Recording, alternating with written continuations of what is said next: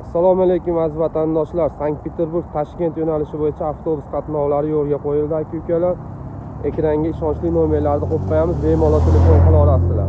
Tanlovda adashmanglar. Reyslarimiz qonuniy hammasi.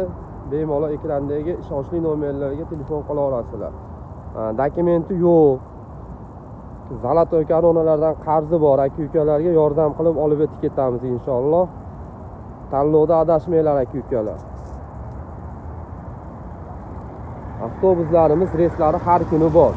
Toshkent reysi bo'yicha har kuni bor. Ertalab kunduzi 11 dan Metro Zvyoznydan yuramiz aka-ukalar.